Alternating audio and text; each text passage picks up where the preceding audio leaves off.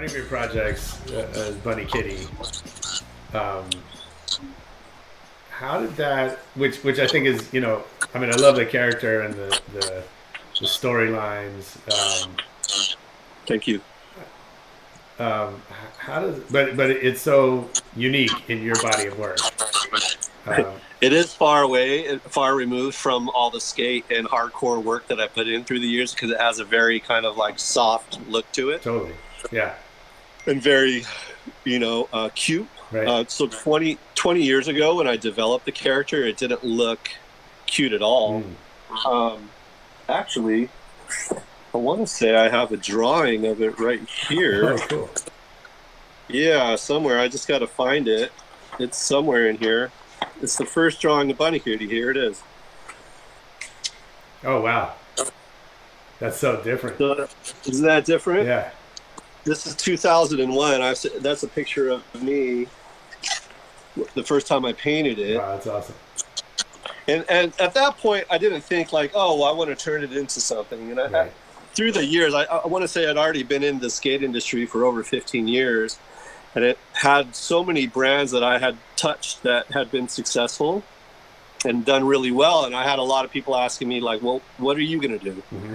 Like, when are we going to see a Persue brand or Right. something like that, right? Yeah. And I think it was just I had drawn this picture, and then I was like, "Oh, I'm going to draw it again," and it got a little bit more cute as Mm-hmm. I went on with it. And I was like, "Well, what if I created a story around this? And what if I created product to accompany that story, and I could create something because I grew up in a time when everybody was talking about how negative graffiti was and how we were all Yeah. gangsters and tag banging and all that stuff. And okay, yeah, we ride parallel, and there's a part of that is true. Mm-hmm. At the same time, there's a lot of positive things that we do as artists and as graffiti writers as well. That I think that the media at the time really didn't understand. Absolutely. So my retaliation to them was Bunny Kitty, Mm-hmm. in this mindset that I was going to create something so positive and it would come out of graffiti, where in the end, like I could be like this whole like na Yeah. type thing, to go against everybody that said that graffiti was negative. And really, like what Bunny Kitty has done is touch so many people's lives, of all ages, and it's been kind of like a really cool thing to be a part of For sure. and to be, So Bunny Kitty's led to a lot of exciting things, a lot of things that I never really saw happening. What do you mean? Well, traveling and doing street art events. I had a show in Shanghai that was a mix between two different IPs that I have. One is wet paint and one is Bunny Kitty. And so like I was able to build out this entire building into a wet paint Bunny Kitty experience with inflatables and a New York subway station and Oh, that's cool. paintings and stuff. Yeah, it was over the top. It was crazy. And so I never really saw that coming, even though like it was something that I've always wanted to do, but it happened. So it, it's been in the works for a long time. I'd written a book, The Origins of Bunny Kitty. Mm-hmm. For the people that aren't familiar, I never thought that I would be an author in my life. It's like the last thing I thought. The Origins of Bunny Kitty I wrote with my late mom. She helped me edit the story and she wrote the magic spell, and then I hand painted all the pictures inside. Cool. Um, Yeah, it's awesome.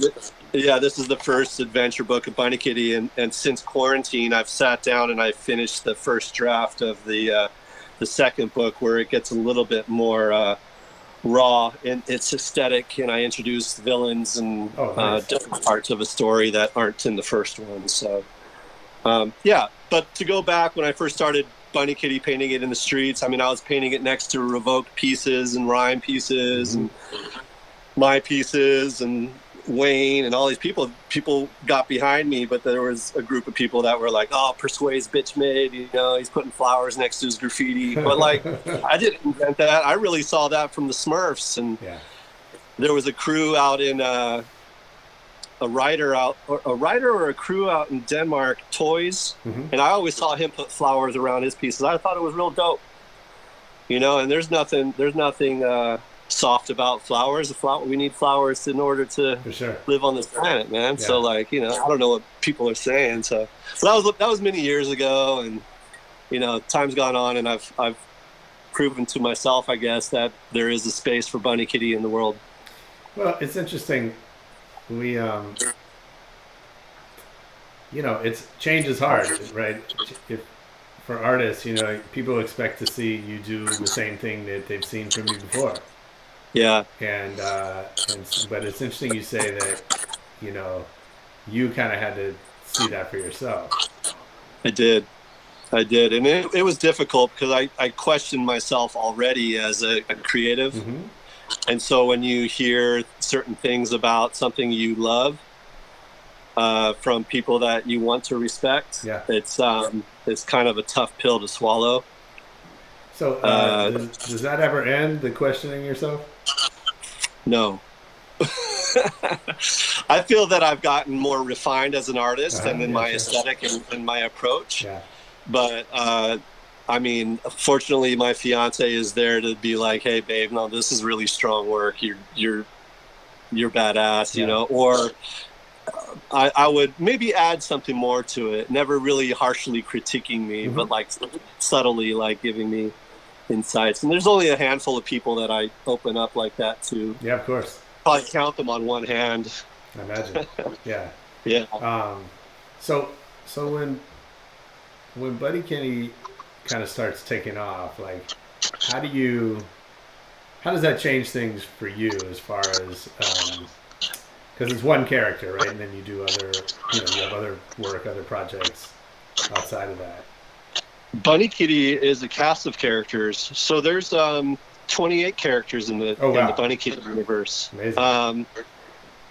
In the first book alone, I probably tell the story of 6 or 7 of those characters, and in the next book I add another 6 or 7, and then there's all these characters in between that I'm trying to fit into the stories as I go. Oh, cool. So it's a vast universe. As far as like developing characters, like if you wanted me, hey Dave, could you take these glasses and make a character out of them? I could do that for you. You know, like I do that still, you know, like outside of Bunny Kitty, I'll create different characters and stuff like that. Yeah. And with Wet Paint, it's been a nice escape from Bunny Kitty, even though like she acts as the mascot for that movement.